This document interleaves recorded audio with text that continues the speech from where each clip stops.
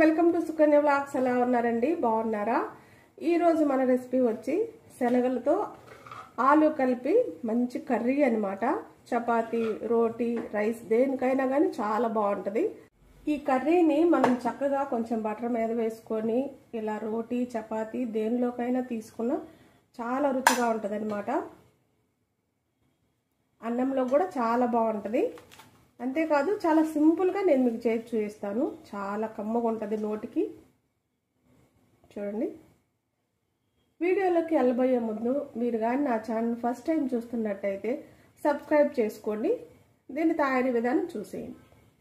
ముందుగా కావలసినవి 1 కప్పు శనగలు అనమాట. ఉడికించి పెట్టుకున్నాను వీటిని. అలానే 1 ఉల్లిపాయ, 2 పచ్చిమిరపకాయలు, 1 ఆలుగడ్డ, 4 టమాటాలు ప్యూరీగా చేసి పెట్టుకున్నాను. ఇప్పుడు తాలింపు వేసుకుందాం.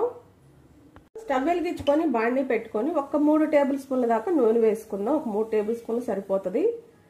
నూనె కొంచెం వేడవనిద్దాం. కట్ చేసి పెట్టుకున్న ఉల్లిపాయలు, పచ్చిమిరపకాయలు వేసుకోవాలి.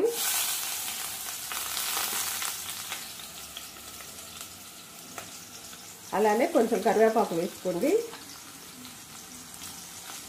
ఉల్లిపాయలు, పచ్చిమిరపకాయలు కొంచెం లైట్గా వేసుకుందాం. మనం ఉల్లిపాయలు కొంచెం వేగిపోయినాయి కదా, 1 టీ స్పూన్ అల్లం వెల్లుల్లి పేస్ట్ వేసుకోండి. ఇది కూడా కొంచెం పచ్చి వాసన పోయేదాకా వేసుకుందాం. కొంచెం అల్లం వెల్లుల్లి పేస్ట్ కూడా వేగినాక మనం ముందుగా మిక్సీ పట్టుకున్న టమాటా ప్యూరీ వేసుకోండి. దీంట్లోకి కొంచెం నీళ్లు వేసుకుందాం. 1 టీ గ్లాస్ నీళ్లు వేసుకోండి. ఇప్పుడు దీంట్లోకి 1 టీ స్పూన్ కారం వేసుకోండి. దీంట్లోకి 1 టీ స్పూన్ కారం వేసుకోండి. రుచికి తగినంత ఉప్పు వేసుకోండి. 1/2 టీ స్పూన్ పసుపు వేసుకోండి.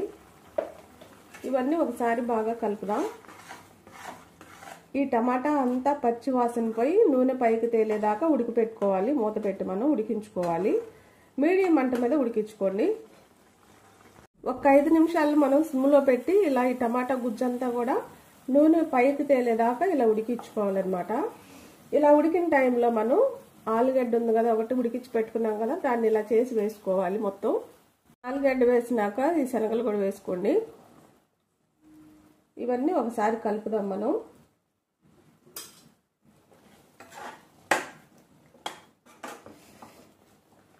మీకు చిక్కగా కావాలంటే నీళ్లు కొంచెం వేసుకోండి. కొంచెం గ్రేవీగా ఎక్కువ కొంచెం చారులాగా అనిపించాలంటే కొంచెం నీళ్లు.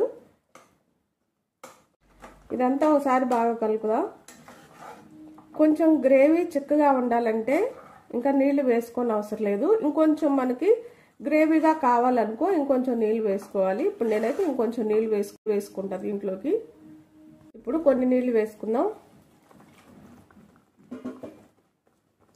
ఇప్పుడు దీంట్లోకి 1 టీ స్పూన్ ధనియాల పొడి వేసుకోండి. ధనియాలు, జీలకర్ర 2 వేయించి చేసుకున్న పొడి అనమాట. 1 టీ స్పూన్ వేసాను నేను. ఇప్పుడు వీటిని మళ్ళీ మూత పెట్టి 5 నిమిషాలు మగ్గబెడదాం. నూనెంతా పైకి తేలి చక్కగా ఉడికిపోయింది కర్రీ అనేది. కొంచెం కస్తూరి మేతి చల్లుకోండి.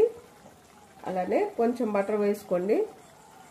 ఇదంతా ఒకసారి కలిపి స్టవ్ కట్టేసుకుందాం. మనకు కర్రీ రెడీ అయిపోయినట్టే.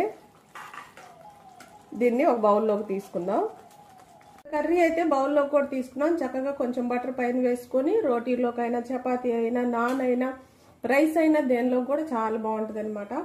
కంపల్సరిగా మీరు కూడా ఒకసారి ట్రై చేయండి. చూడండి ఎంత బాగుందో.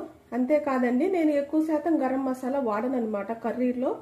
చాలా మందికి అది కడుపులో మంట వస్తుంది అంటారు, అందుకే నేను వాడను. మీరు కావాలంటే కొంచెం గరం మసాలా కూడా వేసుకోవచ్చు. నా వీడియోస్ కానీ మీకు నచ్చినట్టయితే లైక్, షేర్, సబ్స్క్రైబ్.